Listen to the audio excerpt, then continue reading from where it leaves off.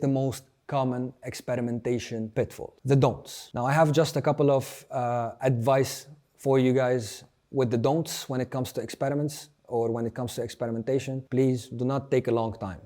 More than 2 weeks would just be you taking time from the future experiments. We have a saying at Grow Tribe, we say test fast and fix later, because it's really important for us to be able to get the results back fast. Because it's more important to learn from the experiments through the data that you're getting back than actually taking the time, taking a very long time, and taking time out of future experiments as well. Because you will be also taking time from future learnings, and you want to learn fast in order to move fast and progress faster. Please do not ignore the user experience. I know a lot of experiments can be very exciting. So for example, let's say I want to install a pop-up on my website that will increase the sign-up rates, or it will increase the conversion rates for me.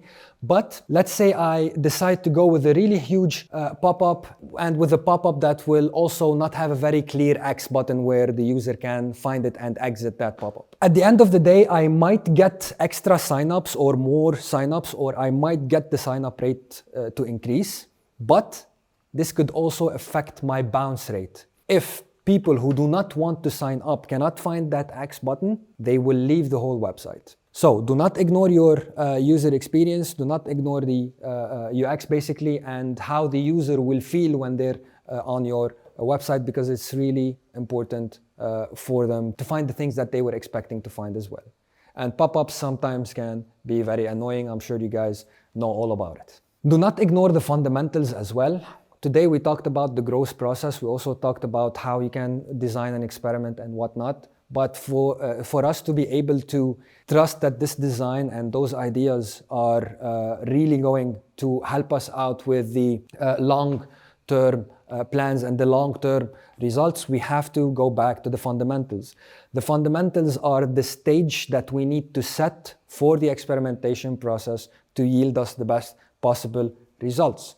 Please go back and visit your value proposition. Make sure that it reflects exactly what you're all about. It reflects exactly what your website does or offers. It reflects exactly what your audience or personas can actually expect to find on your landing page or website. Go back and revisit and update your persona template. Make sure that your pirate funnels are also mapped out, defined, and also the measurements are there. What are you going to track at each stage of the funnel? So it's really important basically to go back to the fundamentals. Once you have these things set, you will be able to easily experiment later on. And last but not least, please do not ignore your data, because if we cannot measure, we cannot improve. We don't want to end up like this guy. We want to make sure that we're tracking all the things that are possible to track, so we can come up with better ideas for better experiments to get us